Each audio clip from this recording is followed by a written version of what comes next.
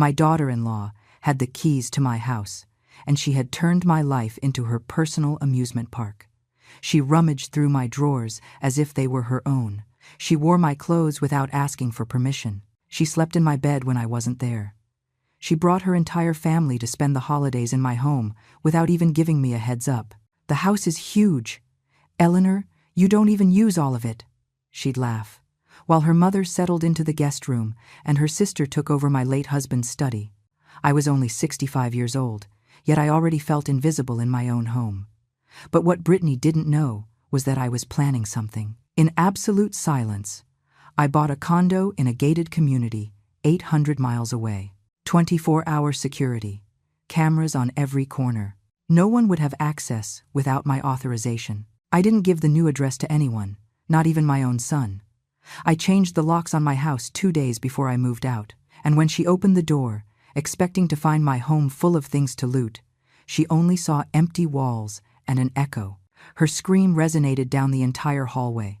My phone blew up with 89 missed calls, but I was already 800 miles away, drinking coffee on my new balcony, watching the sun reflect off windows that only I had the right to open. But let's back up, because to understand how I reached that point of total rupture, you need to know every humiliation, every invasion, every moment I swallowed my rage and smiled when what I wanted to do was scream. My name is Eleanor, and this story begins 6 months before my disappearance, back when I still believed that words and soft boundaries could work. Back when I still thought my daughter-in-law would understand the basic concept of respect. How naive I was. I am 65 years old and have been a widow for 3. My husband, Arthur, died of a heart attack while he was pruning the rose bushes in the backyard. I found him collapsed among the coral-colored flowers he loved so much. From that day on, this 4-bedroom house became more than just a piece of real estate. It became my emotional fortress. The only place where I could still feel his presence in the mornings, when the sun streamed through the kitchen window exactly how he liked it, where his clothes still hung in the closet, even though they no longer smelled of his cologne, where his books were still alphabetized on the shelves in the study, which no one else ever used again. I bought this house with Arthur 32 years ago. We paid every dollar with brutal sacrifice. He worked double shifts at the auto plant, and I tutored math until 11 at night. Sometimes we ate nothing but peanut butter and jelly sandwiches for weeks just to pay the mortgage. But it was ours, completely ours. It has a garden with cherry trees I planted myself. A small pool we built when we could finally afford it after 15 years of saving. Hardwood floors that Mason, my only son, stained with grape juice when he was 6. We never wanted to remove that stain. It was part of our history. After Arthur's death, I dedicated myself to maintaining this house as a temple of memories.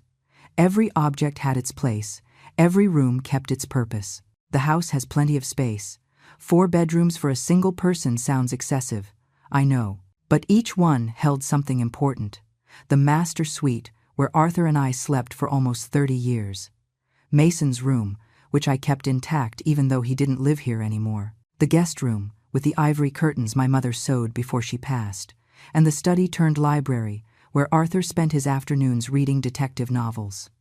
I am a retired math teacher. I spent 40 years teaching algebra and geometry to teenagers who preferred staring out the window.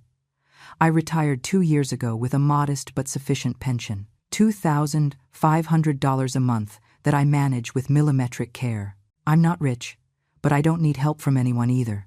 I live alone. I cook for myself. I clean my house. I water my plants. I visit Mason once a week. I thought I had finally found that peace I yearned for after the grieving process. Until Brittany entered our lives like a hurricane disguised as a charming daughter-in-law. Mason met Brittany 2 years ago at a sales conference. He works for a software company, and she was the event coordinator. 32 years old, 12 years younger than my son. Perfect smile, long, chestnut hair, always flawless. Acrylic nails she changed every week. Tight, expensive clothes. I liked her at first. She seemed cheerful, polite. She kissed my cheek when we were introduced and said she had heard wonderful things about me. They got married 8 months later in a small ceremony. I paid for part of the reception, $5,000 I took from my savings because Mason insisted that Brittany dreamed of that specific venue with a view of the lake. I didn't mind. He was my only son. I wanted to see him happy. At the wedding, Brittany danced with me and called me Mom Eleanor, with that sweet voice I would later discover was pure acting. The first few months were normal. They came to visit on Sundays. We ate together. Brittany praised my cooking. She helped wash the dishes. She showed interest in my plants. Mason seemed in love. I was happy to see him like that.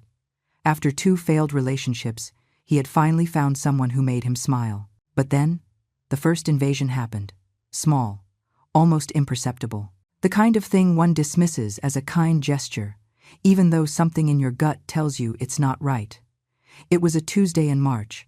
I had left early for my routine doctor's appointment, blood pressure check and blood work. I came back around noon. I put the key in the lock and noticed something strange. The door was unlocked. I always lock the door. Always. It's a habit I've had since Arthur died, and I was left alone. I entered slowly, feeling that uncomfortable prickle on the back of my neck. The house smelled different, like lemon pledge. I use white vinegar to clean. Always. I walked toward the kitchen and stopped dead in my tracks. Someone had completely reorganized my cabinets. The glasses that had always been in the cabinet to the left were now on the right. The pots I kept next to the stove had been moved to the cabinet under the sink. The spice jars I had ordered alphabetically were now organized by size. Brittany came out of the laundry room with a huge smile and yellow rubber gloves. Surprise! Mom, Eleanor! I cleaned the whole house. Mason gave me his key so I could come over while you weren't here. I wanted you to arrive and find everything sparkling. I stood there with my purse still hanging from my arm, feeling something twist inside my chest, something that wasn't gratitude. You didn't have to bother, Brittany. It's no bother. This house is so big, it must be exhausting to maintain it alone. I reorganized the kitchen to make it more practical. You'll see how easy it will be to find everything now. But I didn't want it to be easier in her way. I had my own system, a 30-year-old system that worked perfectly. I didn't say anything that day. I just smiled and said thank you, while Brittany proudly showed me every change she had made without my permission. She had washed the living room curtains, moved the throw pillows on the couch, rearranged my cookbooks that were perfectly ordered by cuisine type and were now arranged by color. By color. As if they were decoration and not tools, I consulted weekly. She had thrown out 3 jars of homemade jam that according to her were too old, even though I had made them just 2 months prior. She had folded my towels differently, changed the location of my plants, moved the ceramic vase Arthur gave me for our 10th anniversary from a shelf where it had been for 22 years to the dining room table where it clearly didn't fit. It looks more modern this way, don't you think? She said, while I felt something silently break inside me. But I swallowed the discomfort. I told myself they were good intentions, that Brittany just wanted to help, that I was being too sensitive about objects and places, that I should be grateful to have a daughter-in-law who cared. That night I called Mason.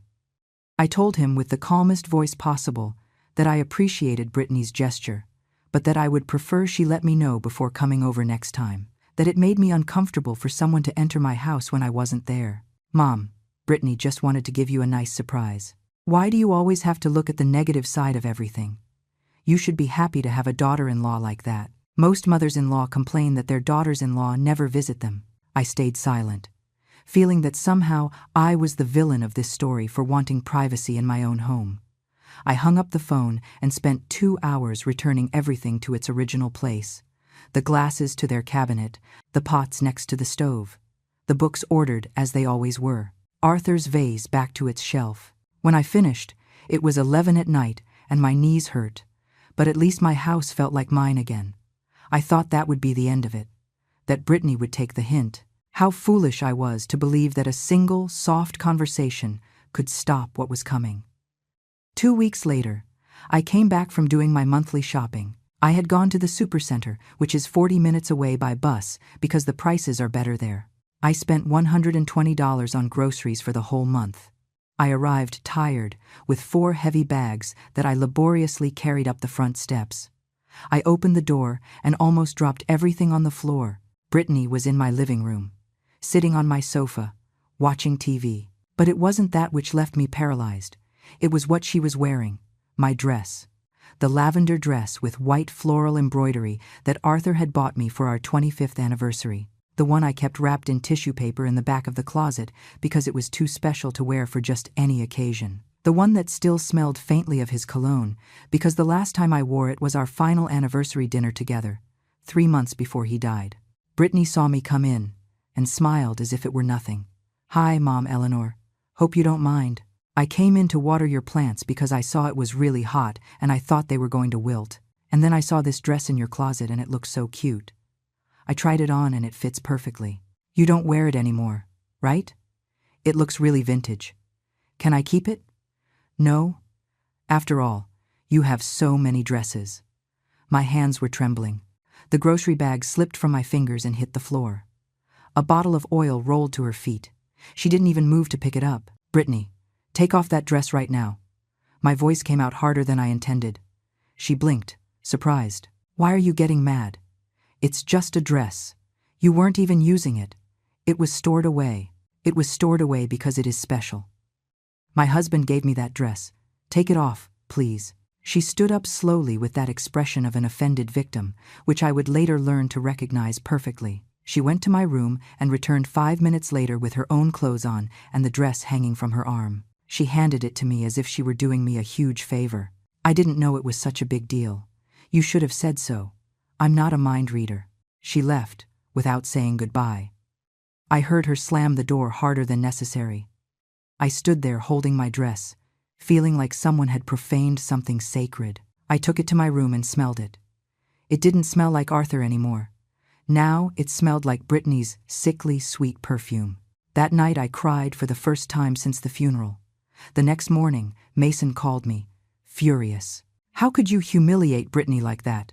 She came home crying, saying you treated her like a thief. She just tried on a dress. Was it necessary to scream at her?" "I didn't scream at her. I asked her to take it off because it was important to me. She says you were very aggressive, that you made her feel horrible. Mom, Brittany is trying to get close to you, and you reject her at every turn. Do you know how hard it is for her to have such a cold mother-in-law?" Cold. That word stuck in my chest like an infected splinter. I wasn't cold. I just wanted my boundaries respected. But apparently, asking for respect made me the villain. Mason. She entered my house without warning. She went through my closet. She put on a dress that was deeply personal to me. "It's not normal." "Oh, Mom. Always exaggerating. The house is big. She just wants to help you. You should be happy she cares about you. Other mothers-in-law would beg for a daughter-in-law like that." He hung up before I could respond. I sat in the kitchen looking at the phone, wondering when exactly my son had stopped listening to me, when my feelings had become irrelevant, when saying no had become an act of cruelty. That afternoon, I changed the hiding place of my spare key, the one I left under the geranium pot for emergencies. I put it inside a hollowed-out book in my study, a place no one would think to look. I thought that would be enough, but I forgot that Mason had already given Brittany his own copy, and that she clearly had no intention of returning it. The following weeks were a slow nightmare that infiltrated my life like mold in the walls. Brittany started showing up without notice, always with excuses that sounded reasonable on the surface but hid something darker underneath. I was passing by and brought a cake. "I came to water the plants because you forget to do it." Mason asked me to check if you needed anything from the supermarket, always entering with her own key, always catching me off guard, in my pajamas, without makeup, eating alone in the kitchen, reading in the garden, private moments that she invaded with her smile and her fabricated reasons. One Thursday, I came home from my silver sneakers yoga class and found her in my bedroom, standing in front of my open closet, touching my clothes, checking drawers. "What are you doing here?"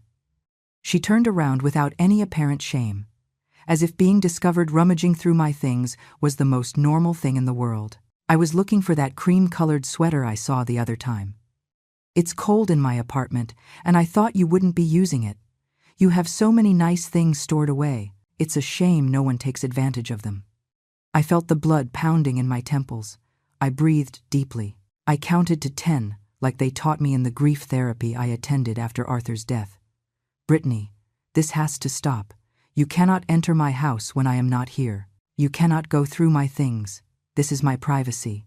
She closed the closet with a dramatic sigh. "Oh, Mom Eleanor, you are so distrustful. What do you think I'm going to do? Rob you? We're family. Family shares. Besides, Mason says this house is too big for you alone, that you should consider moving to a smaller apartment and selling this property.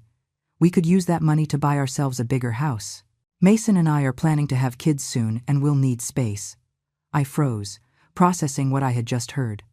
They had been talking about selling my house, the one I bought with my husband, the one we paid for with blood and tears, the one that holds every memory of my adult life. And they hadn't even had the decency to consult me first. This house is not for sale. Well, think about it. Mason says the maintenance must cost you a fortune. And what do you need 4 bedrooms for? It's selfish to have so much unused space when there are people who need it. Selfish. The first time that word was thrown at me, but it wouldn't be the last. Brittany walked out of my room, passing by me as if I were a piece of furniture. I heard her open the refrigerator and pour herself some juice. My juice. In my kitchen, without asking permission. Then she left, leaving the dirty glass on the table. That night I confronted Mason over the phone. I told him Brittany had mentioned selling the house and that it was never going to happen. That this was my property and my decision. No one said, "You have to sell it right now, Mom. We were just thinking about the future.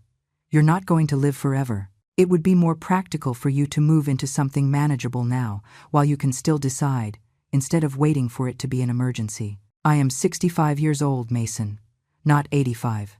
I am perfectly capable of maintaining my own house. Brittany says she saw you forget to water the plants several times. Brittany says. Everything revolved around what Brittany said. My word no longer carried weight against the narrative she was building. I was the forgetful old woman who needed supervision. She was the concerned daughter-in-law coming to the rescue. Mason, I need you to ask Brittany to return the key to me. Long silence on the other end. Then an uncomfortable laugh. Mom, that's ridiculous. What if you have an emergency? What if you fall and we need to get in? Brittany has the key for your safety. Then give a key to you, not her. Brittany and I are the same. We are a married couple. I can't believe you're being so petty with your own daughter-in-law. Do you know how many of her friends complain that their mothers-in-law hate them? She always defends them. She says you are different. But you're starting to behave exactly like those bitter old women. Bitter old women. My son had called me a bitter old woman for wanting privacy in my own home. I hung up the phone, feeling a void in my chest I didn't know how to fill. That night I didn't sleep. I lay staring at the ceiling, wondering when exactly I had lost my son. At what moment Brittany had poisoned him against me so completely. But the worst was yet to come. Because Brittany wasn't satisfied with surprise visits and borrowed clothes without permission. Brittany wanted more. Much more. It was a Saturday in May. I had gone to visit my sister, who lives in the next town over. I left Friday night and planned to return Sunday afternoon. 2 days away. I left the house locked. All windows secured. Lights programmed to turn on automatically. Everything under control. I arrived Sunday at 4 in the afternoon. Tired from the 3-hour bus ride. Looking forward to a bath and getting settled. I opened the door and instantly knew something was terribly wrong. There was noise inside. Voices, music, smell of food. I walked in slowly, feeling my heart accelerate dangerously. The scene I found in my living room left me breathless. Brittany was lying on my sofa eating popcorn.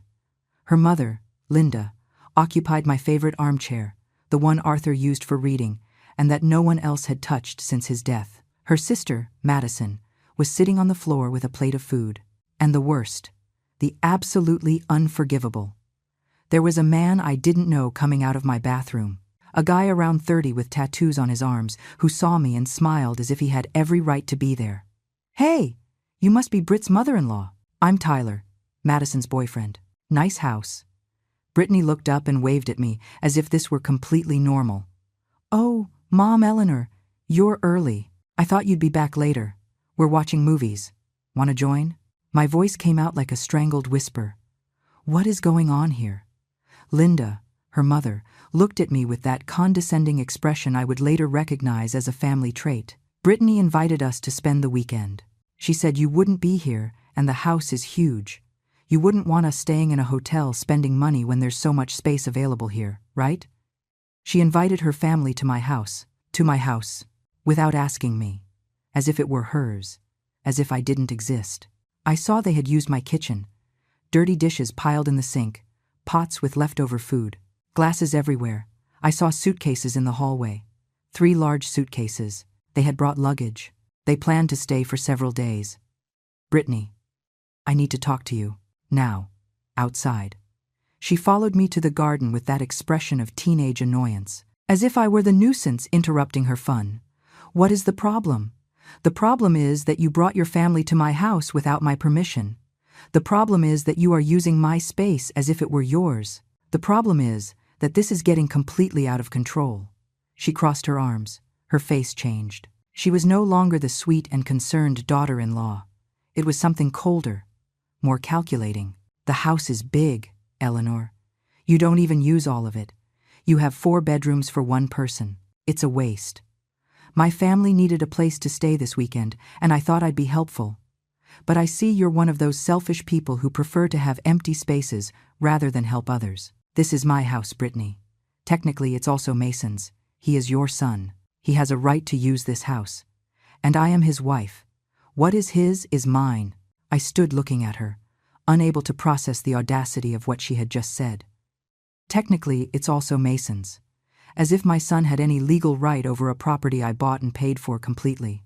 As if 30 years of mortgage in my name meant nothing.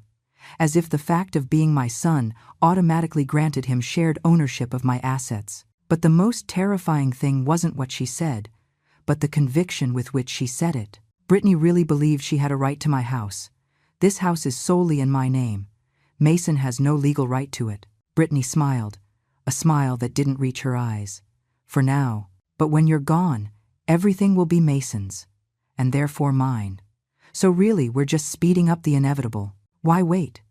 We could start enjoying this space now all together as a family. I felt something icy run down my spine.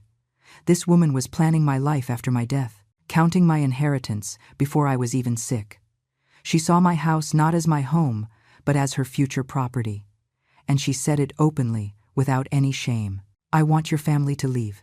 Now. Oh, Eleanor, don't be dramatic. It's already late. Where do you want them to go? My mom has back problems. She can't be traveling at this hour. Let them stay tonight and they'll leave early tomorrow. I promise. It wasn't a request. It was a statement. She had already decided. My opinion was irrelevant. I went back into the house feeling like an intruder in my own home. Linda was still in Arthur's armchair. Madison had turned up the volume on the TV. Tyler walked out of the kitchen with a beer. My beer. From the 6-pack I kept in the fridge for when Mason came to visit. Excuse me, ma'am. Do you have more beers? I already drank the last one. I didn't answer. I went up to my room and locked the door.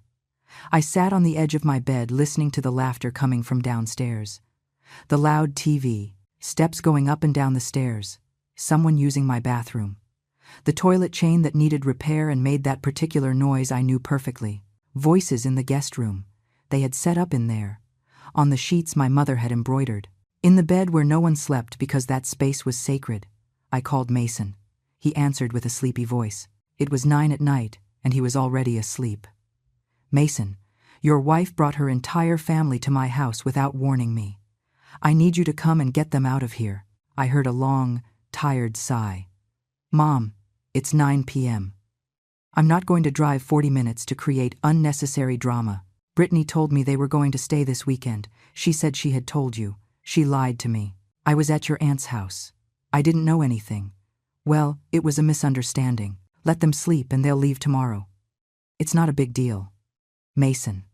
There is a man I don't know, using my bathroom. Your mother-in-law is in your father's armchair. This isn't right. That man is Madison's boyfriend. He's good people. Mom, you need to learn to share. The house is big. It's not going to kill you to have company for one night. Maybe it'll even do you good. You live very isolated. He hung up. He simply hung up. He wouldn't come. He wouldn't defend me. I was alone in this. That night I didn't leave my room. I heard them make a bonfire in my backyard. How they yelled and laughed until 2 in the morning. Someone broke something. I heard the sound of glass shattering, and then laughter. At 3 in the morning, there was finally silence. I peeked out the window and saw my garden chairs in disarray. Beer cans on the grass, dirty plates on the outdoor table, the mess they had left illuminated by the moonlight. I didn't sleep all night. I sat on my bed hugging the pillow that still held the shape of Arthur's head, wondering how I had reached this point, how I had lost so much control over my own life. At 7 in the morning, I heard movement downstairs. Voices, the smell of coffee, my coffee. I waited until 9 to go out, thinking they would have left by then. I went down the stairs and encountered another scene that stole my breath. Linda was making breakfast in my kitchen, using my skillets, my eggs, my bread. Madison was setting the table. Brittany was sitting checking her phone. Tyler was watching TV in my living room. No one was getting ready to leave. No one was packing. "Good morning, Mom, Eleanor. Want breakfast? I made enough for everyone." Linda's voice was sweet, but there was something underneath, an undercurrent of possession, as if she were the lady of the house and I the unexpected visitor. "I thought you were leaving early." Brittany looked up from her phone. "Oh, yes, but my mom woke up with back pain. She needs to rest a little more. We'll leave after lunch. It's no bother, right? After all, you have nothing to do today." How did she know what I had or didn't have to do? But she was right about something. I had no plans. I just wanted my house empty, my space back, my peace restored. But I didn't say anything.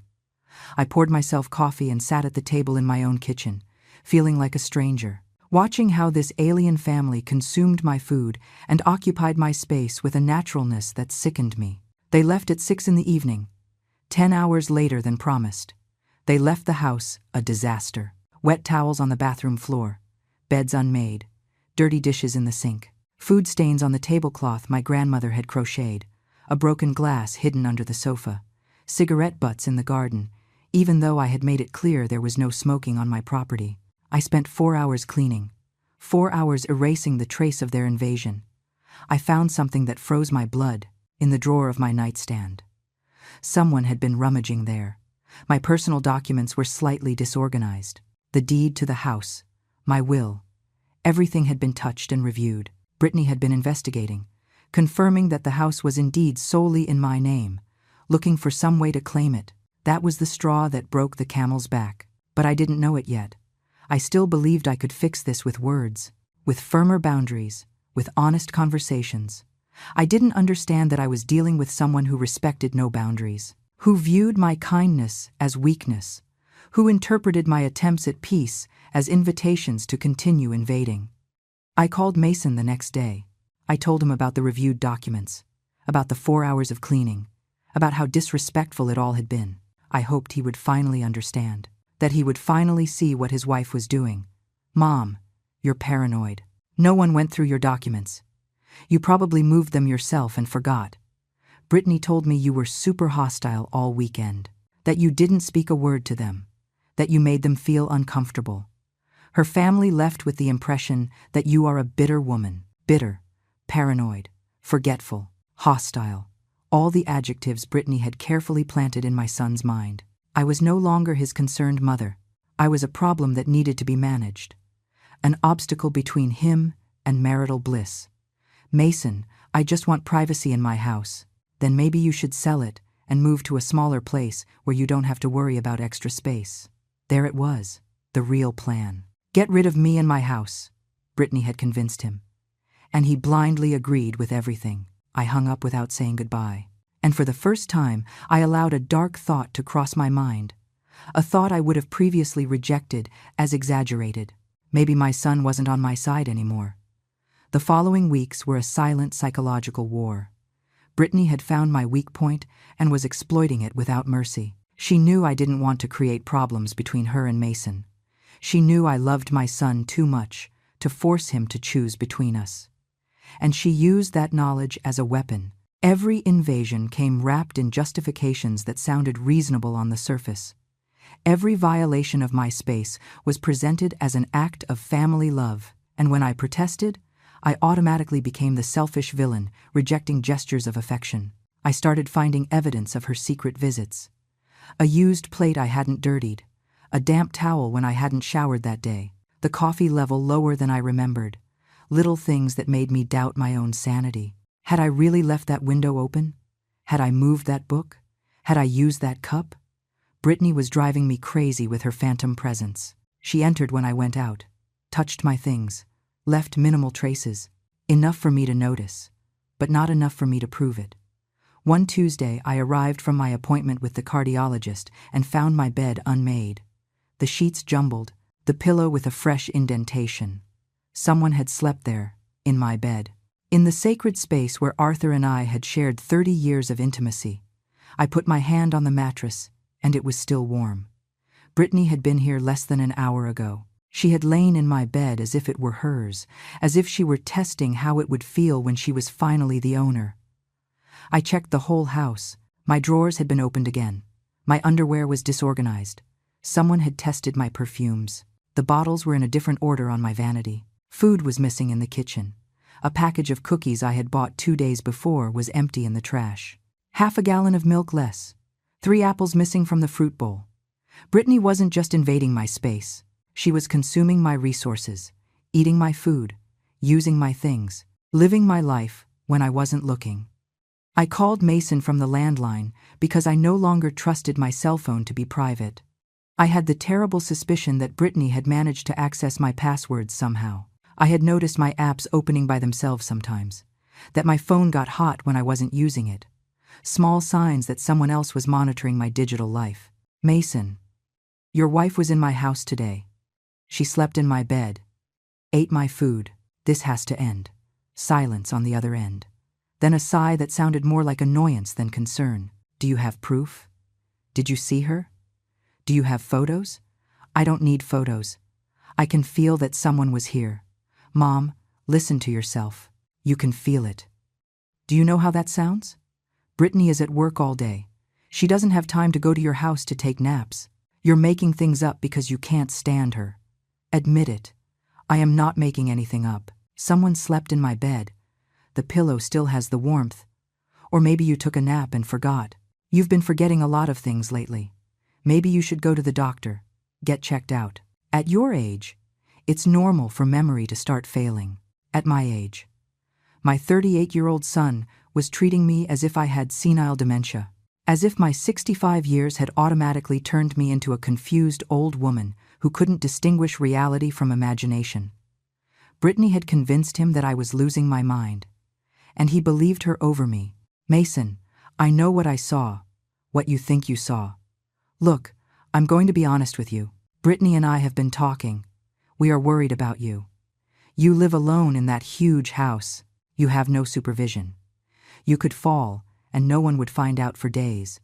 You could leave the stove on and burn the house down. You need help, and you're not accepting it. Supervision. That sounded to me as if I were a child incapable of taking care of herself. The plan was becoming clearer. Paint me as incompetent, as senile, as dangerous to myself. And then use that as justification to take control of my life and my property. I don't need supervision. I am perfectly fine. Then prove it. Let Brittany help you. Let her come clean your house. Prepare you meals. Make sure you take your medications. If you're really fine, you won't have a problem with that. It was a perfect trap. If I said I didn't need help, it was because I was in denial about my deterioration. If I accepted the help, I gave Brittany unlimited access to continue her invasion. There was no right answer. Anything I said would be used against me. I'll think about it. Don't think too long, because if you keep this up, we're going to have to take more serious measures. There are very good assisted living facilities for people your age, places where you'd be cared for and safe. Assisted living. Nursing homes. He was threatening to lock me in a nursing home. My own son, the person I had raised and loved and sacrificed everything for. Now he saw me as a problem that needed to be solved, an obstacle between him and his early inheritance. I hung up the phone with trembling hands. I sat in the empty living room of my house and cried for the first time in months. I cried for my lost son, for the destroyed relationship, for the loneliness consuming me, for the fear I now felt in my own home, because it was no longer my refuge. It was a prison where Brittany had the keys and I was the prisoner. That night, I couldn't sleep. I stayed awake, listening to every noise, every creak of the floorboards, every sound of the wind against the windows, convinced that Brittany was going to appear at any moment, that I would find her standing next to my bed watching me sleep, that there was no longer any safe place. At 3 a.m, I heard a noise in the kitchen, a soft thud, as if someone had closed the refrigerator door. I got up in silence. I grabbed the wooden cane Arthur used to walk with after his knee surgery. I went down the stairs slowly, feeling my heart beat so hard I thought it would burst out of my chest. The kitchen light was on. I had turned it off before going up. I was completely sure of that. I entered the kitchen prepared to confront Brittany, prepared to call the police, prepared for whatever, but there was no one. The kitchen was empty, but the light was on, and on the table was a glass of water, half finished, water I hadn't poured. I touched the glass. It was still cold. Someone had used it in the last few minutes. I checked the whole house. All doors were locked, all windows secured. There were no signs of forced entry, which meant whoever had entered had a key. Brittany had been here.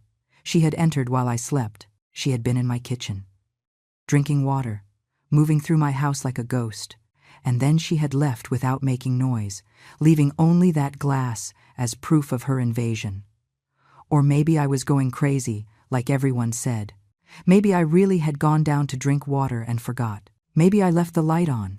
Maybe this was all a product of my deteriorating imagination and growing paranoia. That was the most terrifying part, that I no longer trusted my own perception of reality. Brittany had achieved her goal. She had made me doubt myself, but something inside me hardened that night. A part of me that had been asleep woke up with cold fury. If they wanted to play dirty, I could learn. If they wanted to make me look crazy, I could disappear before they managed to lock me up. If they wanted my house, they could have it, empty, without furniture, without memories, without me. That early morning, sitting in my kitchen with that phantom glass in front of me, I made a decision. I wasn't going to give them the pleasure of seeing me break. I wasn't going to hand over my dignity. If they wanted my house, let them have it. But I wouldn't be in it to witness their victory. I would go. I would disappear, and they would never know where to find me. It was in that moment of cold and desperate clarity that the plan was born, the plan that would change everything, the plan that would finally give me back control of my own life. The next morning, I woke up with a mental clarity I hadn't felt in months. The fear had transformed into something more useful: determination, strategy, calculated silence. If Brittany could plan in secret, so could I. If she could invade without being detected, I could disappear in the same way. She had taught me that silent warfare was the most effective. Now I would use her own tactics against her. The first thing I did was act completely normal. Smile when Mason called. Answer Brittany's messages with fake kindness. Keep the exact routine as always. Yoga on Tuesdays and Thursdays. Market on Saturdays. Doctor's visit once a month. I couldn't give them any sign that something had changed. They had to think I was still the confused and scared old woman they could manipulate. But in secret, I began my investigation. I opened a new email account that no one knew about. I used only public library computers to look for options. Apartments in other cities. Places where no one knew me, where I could start from scratch without the weight of this story on my shoulders. I looked for cities more than 800 miles away. Places with good weather, with decent medical services, with a reasonable cost of living for my $2,500 monthly pension. I found a condo in a coastal city 800 miles from here, Clearwater, Florida. An apartment complex for seniors with 24-hour security, guards at the entrance, cameras in every hallway, access only with an electronic card. No one could enter without authorization.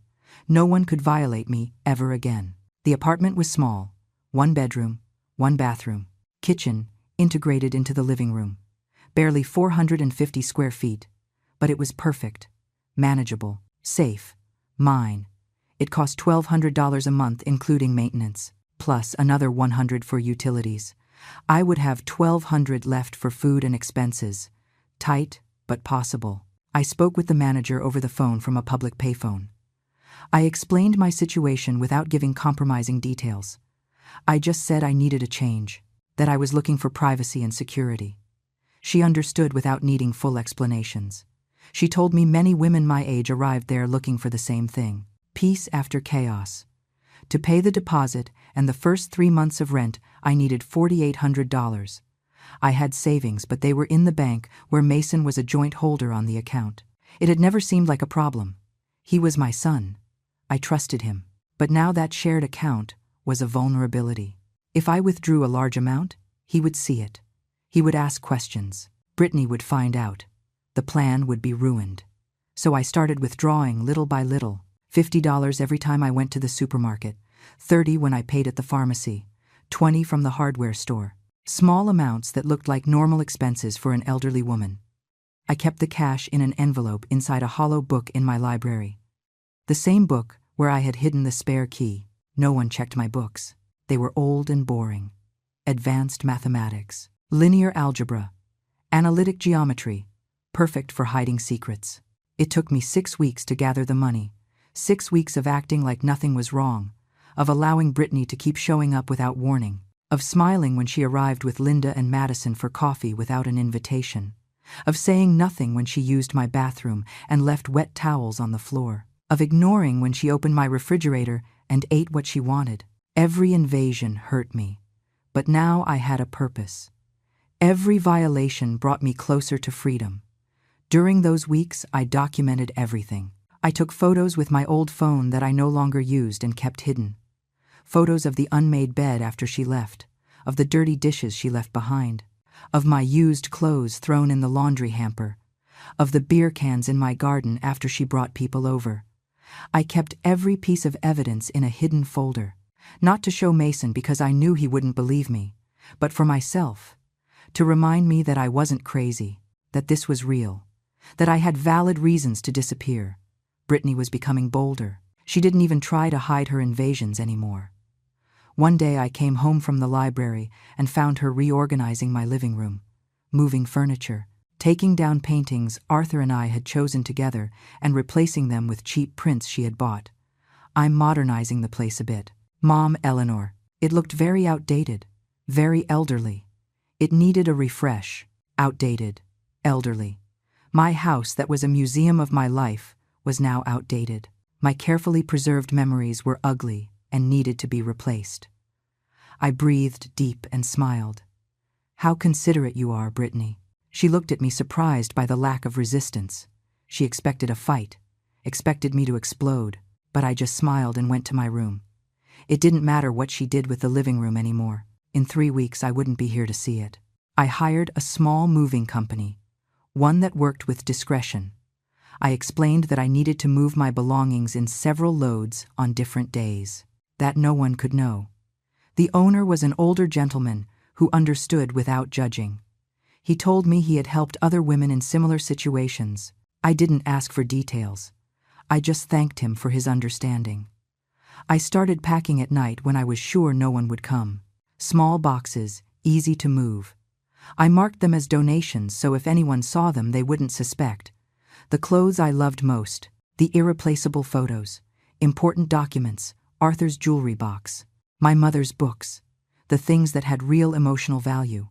Everything else could stay. The furniture, the appliances, the decorations, material things that could be replaced. The important thing was what I couldn't buy again. The movers came early in the morning when Brittany was still asleep. They loaded 3 or 4 boxes, took them to a temporary storage unit, and left before the neighborhood woke up. No one noticed anything. It was as if my belongings were slowly evaporating without a trace. Mason started pressuring me more about selling the house. He called 2 or 3 times a week with the same speech. That I needed something smaller, that the maintenance was too expensive, that at my age I should simplify, always with Brittany whispering strategies in the background. I could hear her even if she didn't speak directly, her presence poisoning every conversation. Mom, I found a perfect apartment for you. It's close to us. You could visit us more often. Brittany could go see you every day. Take care of you. Take care of me. That word gave me chills. Taking care of me meant controlling me, monitoring me, deciding what I could and couldn't do, turning me into a child who needed constant supervision. And later, When I was completely dependent on them, I'd sign any paper they put in front of me, including the one transferring the house to Mason's name. Let me think about it. Son, there's not much to think about. This is for your own good. Brittany and I just want what's best for you. Lies wrapped in fake concern. Every word calculated to make me feel guilty for resisting. But I wasn't falling into that trap anymore. I had woken up, and now I was just counting the days until my escape. 2 weeks before the planned date for my final move, Brittany did something that confirmed I had made the right decision. I arrived from my dentist appointment and found a locksmith changing the locks on my house. On my house, without my permission, without my knowledge. Excuse me. Who hired you? The locksmith showed me a work order signed by Brittany Garcia, my daughter-in-law's maiden name. Mrs. Garcia said you had lost your keys several times, that for security you needed new locks. I'm almost done. I stood paralyzed watching this man install new locks on my own house without my authorization. Brittany had taken a step that crossed all boundaries. Now she wasn't just invading my space. Now she was trying to physically control my access to my own property. This wasn't psychological manipulation anymore. It was a direct hit, an attempt to take real and tangible possession. Stop right now. The locksmith looked at me confused. But Mrs. Garcia said you had authorized this? I am the owner of this house. My name is on the deed. That woman has no right to change anything without my permission. I want you to leave. Now. The man packed his tools quickly, clearly feeling uncomfortable being in the middle of a family conflict. He left the old locks for me and left apologizing, but the damage was already done. One of the doors had the new lock installed. Brittany had managed to change at least that entrance, and she had the only keys. I called Mason immediately. This time I couldn't keep the calm in my voice. This time rage broke through my careful acting. Your wife hired a locksmith to change the locks on my house without my permission. This is illegal. This is trespassing. This has to stop now. I expected apologies. I expected shock. I expected him to finally see what his wife was doing. But what I heard was worse than indifference. It was complicity. Mom, I gave Brittany permission to do that. You lost your keys last week. You called us at 2 a.m. saying you couldn't get into your house. Have you forgotten already? That's why we needed new locks, for your safety. I had never lost my keys. I had never called at 2 a.m. That never happened. But Mason was saying it with such conviction that for a second I doubted. Had it really happened? Had I forgotten? Was I losing my memory like everyone insisted? No, I clung to my sanity. This was gaslighting in its purest form, inventing events that never occurred and repeating them until the victim doubted their own reality. Brittany was building a narrative of my incompetence, and Mason was her willing accomplice. That never happened. Mason, check your phone. There are no calls from me at that time. Check the history. I already deleted it, but I know it happened. Brittany remembers it too. She answered. You talked to her. You told her you felt confused. Mom, you need to accept that you have a problem. 2 against 1. They had their story coordinated, their lies aligned, and I had no way to prove they were lying. That's how perfect manipulation worked, creating situations that left no evidence. Word against word. And their version always sounded more credible because they were 2, and I was just a single confused old woman. I want the new keys. Now, Brittany has them, and she's going to keep them, for your own good. So when you have another emergency, we can get in and help you. He hung up before I could answer. I stood there in my living room, feeling the walls closing in on me. Brittany had keys to my house, and I had no way to take them from her without looking like the crazy woman everyone said I was. If I called the police, they would say it was a family matter, that my son had a right to worry about his mother, that the lock change was for my safety. No one would believe me. But there was something they didn't know. In 2 weeks, I wouldn't be here. Brittany could have all the keys she wanted. She could enter and leave freely, because the house would be empty, and I would be 800 miles away where her keys were useless. That night, I hired another locksmith, a different one. I paid him in cash to change all the remaining locks. I explained I had a security issue and needed new locks immediately. I didn't give details. He didn't ask. He did the job in 2 hours. He gave me 3 sets of keys. I kept one in my purse, another in the hollow book in my library. The third I hid in the garden, buried under the hydrangea bush Arthur and I planted on our 5th anniversary. Now Brittany couldn't get in. Her keys no longer worked, and she wouldn't know until she tried to use her unauthorized access. I imagined her face when she put the key in, and it didn't turn. The rage she would feel realizing I had counterattacked. That image gave me the first genuine satisfaction in months. As expected, Brittany tried to enter 2 days later. I was home. I heard the key scrape in the lock, trying, failing, trying again, then banging on the door, hard, insistent. "Mom, Eleanor, open the door. My key isn't working." "You changed the locks." I stayed silent on the other side, not opening, not answering, letting her feel for the first time what it was like to be excluded, to be rejected, to not have access. "Eleanor, I know you're there. I saw your shadow in the window. Open the door now. I need to talk to you." The knocking became stronger, more desperate. I could hear the rage in every impact of her fist against the wood. Finally, she got tired. I heard her steps walking away, her car engine starting, and then silence. 10 minutes later, my phone exploded. 15 calls from Mason, 20 text messages, all with the same furious tone. How dared I change the locks? How dared I leave Brittany outside? This proved I was out of control, that I needed immediate intervention. I didn't answer a single call. I didn't read any message until the end. I simply turned off the phone and put it in a drawer. The silence that followed was glorious. For the first time in months, my house was in real silence. No invaders, no manipulators, no voices telling me I was crazy. Just me and my walls and my memories still intact. But I knew this was only temporary. Mason would come. He would bring Brittany. They would demand explanations. They would probably threaten to commit me somewhere. I had to accelerate the plan. I couldn't wait 2 more weeks. I had to leave now. I called the moving company from the payphone on the corner. I told them I needed to move up the date, that it had to be tomorrow. The owner hesitated. He said he didn't have enough staff available with such short notice. I offered him double the agreed amount, $300 instead of $150 for the urgent fee. It was almost all the cash I had left, but it was worth every penny. He accepted. That night, I packed the last of what was missing. Clothes for 2 weeks, toiletries, medications, personal documents. The house deed I kept in my personal safe.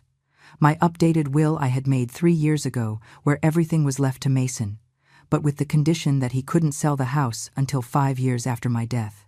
A clause I had put in thinking of preserving Arthur's memories. Now that clause would serve to frustrate Brittany's plans, at least temporarily. I called my estate attorney, the same one who had handled Arthur's will. I explained I was moving and needed to update my contact information. I gave him the address of the new apartment. I asked him not to share that information with anyone under any circumstances, not even with my son. He asked if I was okay, if I needed help. I told him I was better than ever, that I was finally taking control of my life. I heard the smile in his voice when he told me he understood perfectly. I also called my bank. I closed the account shared with Mason. I opened a new one solely in my name at a branch in the coastal city. I transferred all my funds, my savings of 32 years, $40,000 Arthur and I had saved for emergencies, and to leave something for Mason when we were gone. Money I was now protecting from being stolen before my death. I cut all house services effective in 3 days. Electricity, water, gas, internet, landline, everything. When Brittany tried to enter again, she wouldn't just find the locks changed. She would find a dead house, without life, without utilities, without anything to take. The movers arrived at 6 in the morning. They loaded everything in 4 hours. The furniture I wanted to keep, the boxes with my belongings, the lamps Arthur had restored, the rocking chair where I nursed Mason, the antique mirror that had belonged to my grandmother. Everything that meant something was carefully wrapped and loaded onto the truck. At 10 in the morning, the house was empty, completely empty, bare walls, clean floors, rooms that echoed when I walked through them. I stood in the middle of the living room where I had lived 30 years and felt a strange mixture of pain and liberation. This house held all my history, But that history was now being contaminated by Brittany's invasion. It was time to write a new chapter somewhere else. I left a letter on the living room floor. A letter for Mason. Short, direct, without excessive emotions. Mason, I moved. I need space and peace that I can no longer find here. The house is still mine. It is in my name. I will pay the taxes from wherever I am. Do not try to look for me. When I am ready to re-establish contact, I will call you. This is not a punishment. It is survival.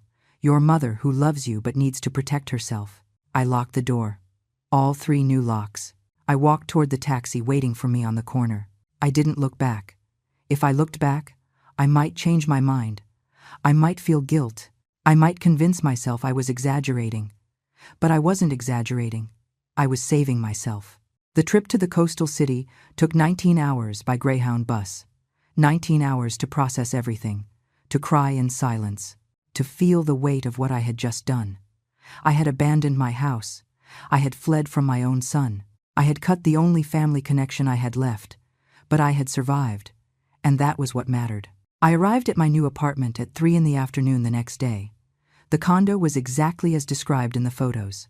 A sand-colored, 5-story building surrounded by palm trees and well-kept gardens. The main entrance had a gatehouse with a security guard who checked my ID before letting me pass. I registered at the administration office, presenting my lease and the documents I had sent by mail weeks before. The manager, a woman around 50 named Brenda, welcomed me with a warm smile that didn't seem forced. Welcome, Eleanor. Your apartment is on the 3rd floor. Quiet, with a view of the interior garden. I think you're going to like it. She handed me an electronic key card to access the building and the elevator. She explained that without that card, no one could go up. That visitors had to be announced by the guard and authorized by the resident before being allowed in.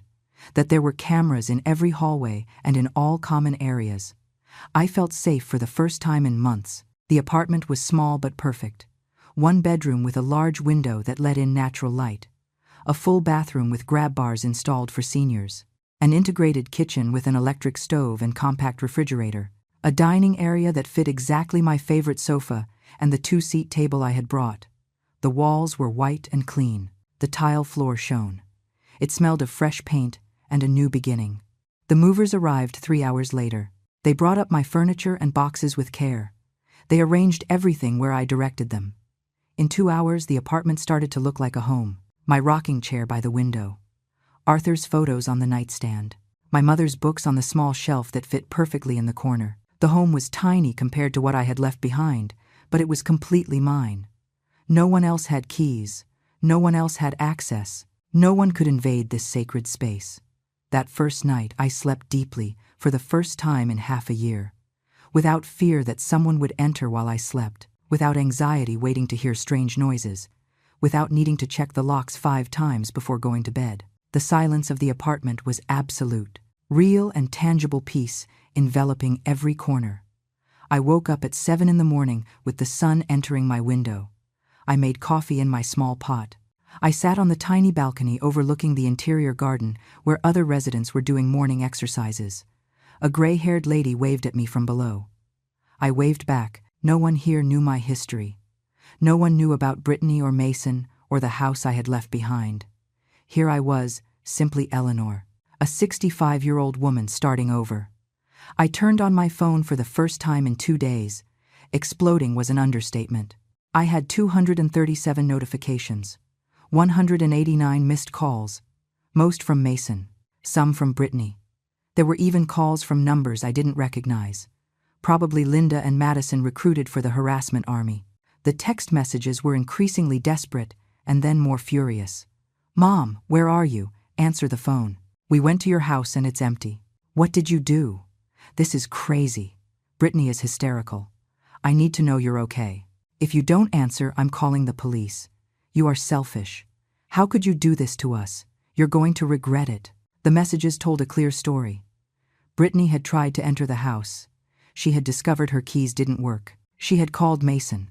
They went together, tried all the entrances. Finally, Mason used his emergency key that I didn't know he had, a copy he had probably made years before. They entered the house and found the void, the bare walls. the floors without furniture, the echo of abandoned rooms, and the letter in the middle of the empty living room. I imagined the scene. Brittany screaming, Mason confused, then furious, calling me over and over while walking through the incredulous rooms, checking every closet, expecting to find my hidden things, going down to the basement, going up to the attic, looking for evidence that I hadn't really left, that this was some kind of game or misunderstanding. But it wasn't a game. It was my escape, my survival, my way of recovering control over my own existence. There was a voicemail from Brittany.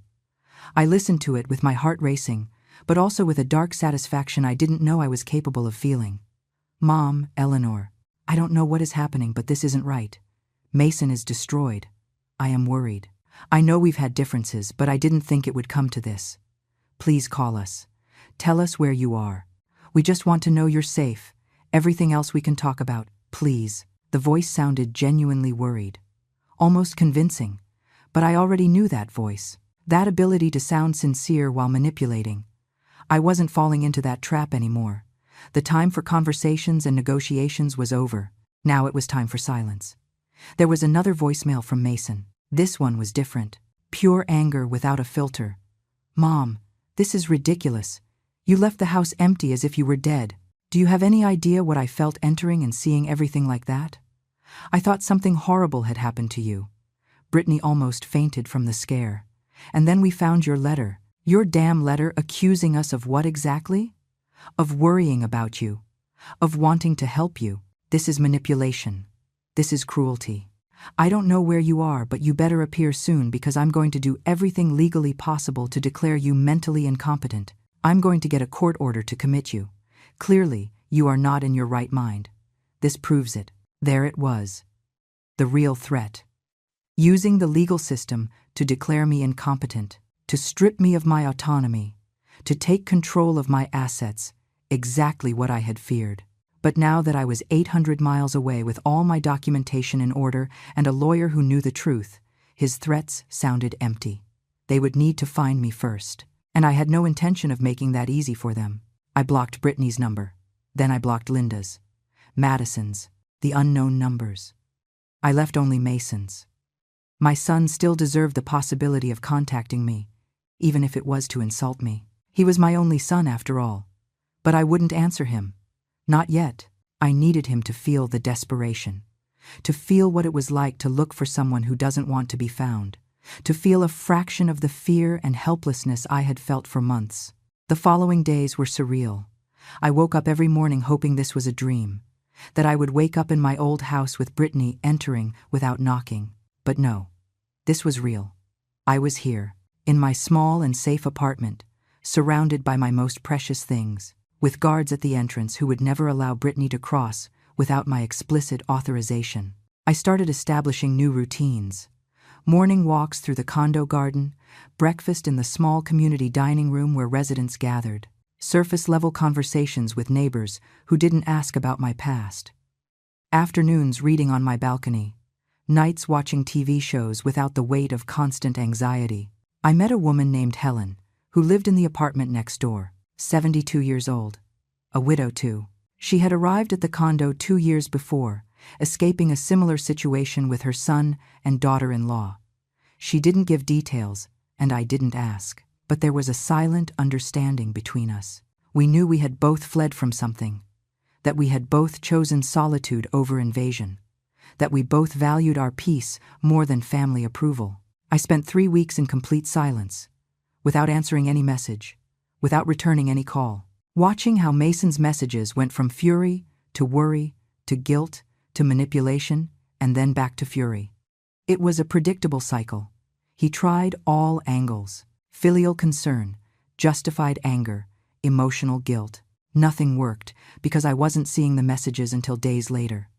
And by then, they no longer had the power to manipulate me. Brittany tried contacting me on Facebook, by email, by Instagram, which she didn't even know I had. Long messages about how much they missed me, about how Mason was suffering, about how she just wanted to be a good daughter-in-law, about how we misunderstood our intentions. Digital gaslighting that didn't work because I was already too far away physically and emotionally. Then the veiled threats started.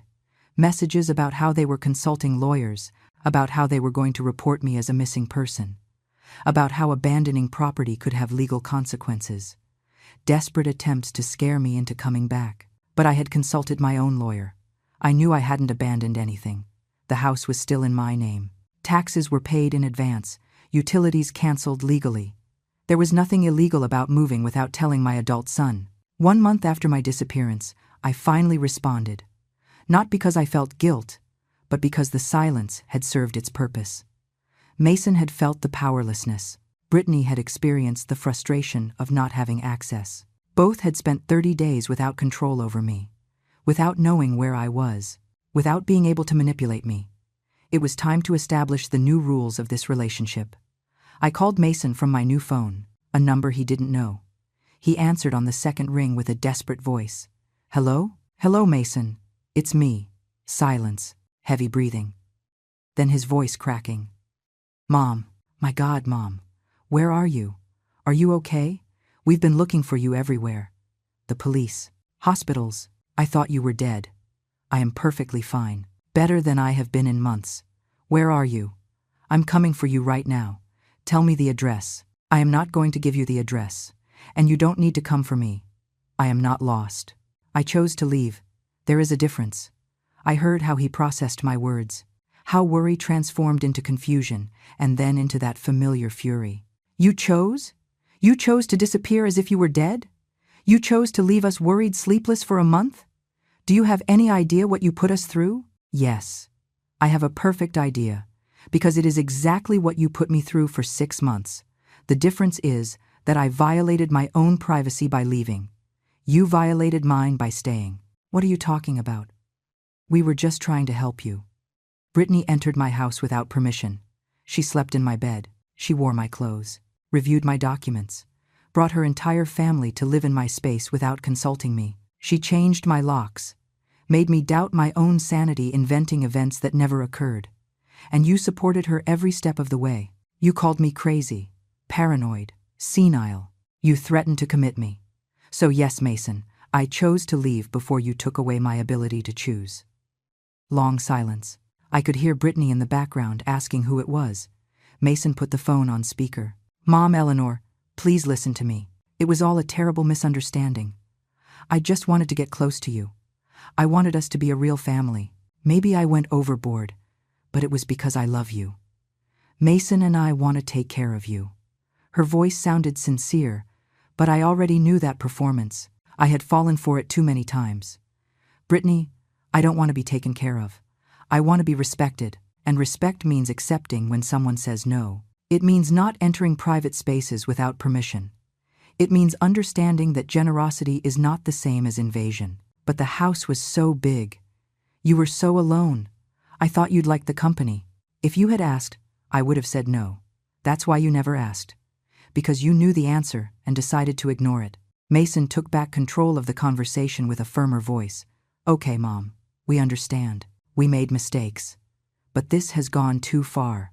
Come home. Let's talk in person. Let's fix things as a family. I am not going back to that house. It is no longer my home. It was contaminated by too many violations. Now I live somewhere else. A place where I have peace, where no one enters without my permission, where I can breathe without fear." "And what about us? We just disappear from your life?" "No. But the relationship continues on my terms. You can call me at this number. We can talk on the phone. When I am ready, maybe we'll meet in some neutral place. But I am not giving you my address, and you are not going to show up without an invitation. Those days are over." Brittany intervened with a cracking voice that sounded like real tears, or very well-acted ones. "This is so unfair. I loved that house. We had so many plans. We were going to remodel, make a nursery for the baby. I was already choosing colors for the walls." I froze. Baby, nursery, choosing colors. She was planning to move into my house, not just visit it or invade it occasionally. Move in permanently. Turn my home into hers, probably expecting me to move to some nursing home or maid's quarters while they took the master bedrooms. The full plan was finally revealed without filters. "That house was not available for your plans, Brittany. It is still mine, and it will continue to be mine until I decide what to do with it. You can rent it if you want to pay market price. You can buy it if you have the $450,000 it's worth. But you are not going to simply take it. Mom, don't be ridiculous. We are your family. That house will eventually be Mason's anyway. Eventually, when I die. But I plan to live another 20 years. So I suggest you make your own plans without counting on my early inheritance. Mason finally exploded. The mask of concern fell completely. You know what? You're right. You are selfish. You always were. Dad killed himself working to give you that house, and now you abandon it as if it meant nothing. You leave it empty, rotting, while you hide who knows where. It's pathetic. That mention of Arthur hurt me more than anything else. But I didn't let my voice show it. Your father killed himself working to give us a home, not to give it to you ahead of time. He would want me to be happy. And right now, I am happier far from you than near. Then stay away. Don't come back to love us. I don't want to know anything about you until you come to your senses and act like a normal mother. Goodbye, Mason. I love you. But I love you from a distance now. When you are ready for a relationship of mutual respect, I will be here. I hung up before he could answer. My hands were shaking, but my heart was calm. I had said everything I needed to say. I had established the boundaries clearly. Now it was up to them to decide if they wanted to respect them or lose me completely. 6 months passed. 6 months of silence from both sides. 6 months where I flourished in my small apartment. I made friends in the condo. I took painting classes at the community center. I started walking on the beach every morning, feeling the sand between my toes and the sun on my face. I recovered parts of myself I had lost at some point in marriage and motherhood. I went back to being Eleanor, not Arthur's wife, not Mason's mother, just Eleanor. One day in December, I received a message from Mason. Short. No drama. Mom, Brittany and I are in couples therapy. The therapist helped us see some things. About boundaries. About respect. I would like to talk to you if you are willing. Without Brittany. Just you and me. I read the message 3 times. Looking for hidden manipulation. Looking for traps. But it sounded genuine. Tired. Humble. I waited 2 days before answering. We can talk by video call. This Saturday at 3 in the afternoon. Saturday arrived. I connected the video call from my balcony with the ocean in the background. Mason appeared on the screen. He looked older, thinner, with deep circles under his eyes. He looked at me intently for several seconds before speaking. You look good, Mom. Happy. I am. I'm sorry. I'm sorry for everything. You were right. Brittany went overboard. I went overboard. We didn't listen when you asked for space. We made you feel crazy when you weren't. It was abuse. The therapist called it abuse. Those words freed me from a weight I didn't know I was still carrying. Validation. Finally, someone recognized that I hadn't been exaggerating, that my pain had been real and justified. Thank you for saying that. Can we try again? Slowly. With boundaries that you establish. No pressure. I just want my mom back. I cried. For the first time since I left, I cried in front of my son, tears of relief and cautious hope. We can try, but at my pace. And if Brittany crosses lines again, I will disappear again, this time forever. I understand. She understands too. Or so she says. Time will tell. We met 3 months later at a coffee shop halfway between our cities. Just the 2 of us. We talked for 4 hours. We cried. We laughed. We remembered Arthur. We established new rules. He never asked for my exact address, and I never offered it. But we opened a small door toward possible reconciliation. Today it's been a year since I moved. My apartment remains my sanctuary. Mason visits me every 2 months on my terms. Brittany sends occasional messages that I answer briefly. The house I left behind I rented to a young family. The money covers its expenses and gives me a little extra income. Someday I will enter it again. When I have healed completely.